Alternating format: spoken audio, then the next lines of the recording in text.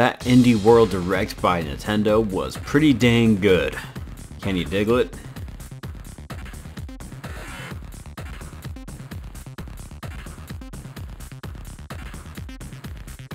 Hey guys, what's up? Bradley Overrated here.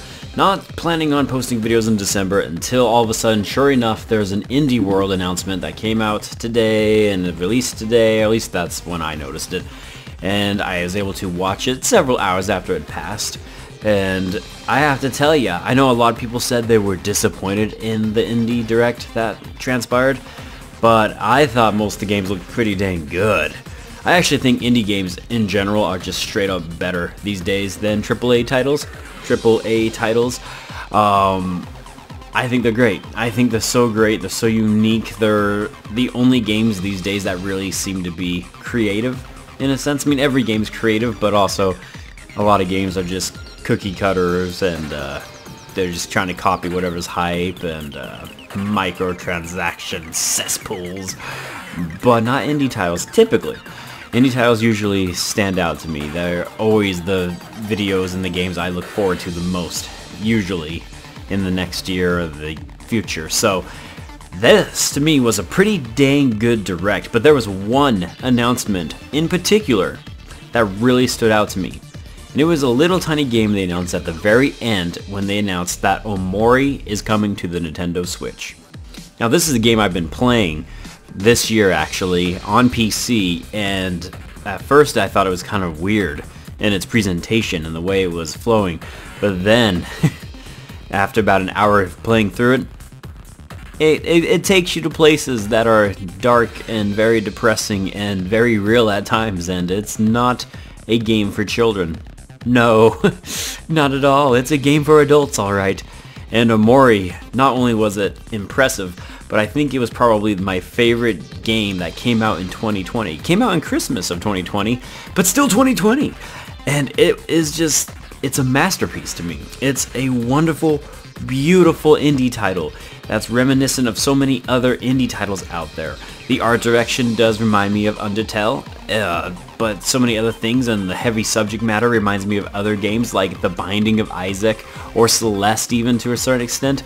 So Omori is this wonderful, wonderful game, and I can't recommend it enough. I think it's hauntingly beautiful is the way I would describe it. I haven't had a chance to do an actual review on it. I'm working on it. Hopefully I'll have it out next year, but just know that for this game to be announced on the Nintendo Switch, if you like games like Undertale, if you like games like Celeste, The Binding of Isaac, The End is Nigh, any of these type of games, Omori is a game that will probably fit right at home, and it is a wonderful, wonderful game that I highly recommend. I will be absolutely picking this up day one. There's no doubt in my mind. I have to pick this up. If it comes out physically, I'll buy it physically. If it comes out digitally and then later on physically, I will probably double dip on this game on my Nintendo Switch because it is just that good and that worth it. If you haven't had a chance to play Omori, I really do recommend it. It's an RPG. It has a very interesting battle system. Like I said, the art direction's really fun, and the subject matter is very heavy and can get very dark at times.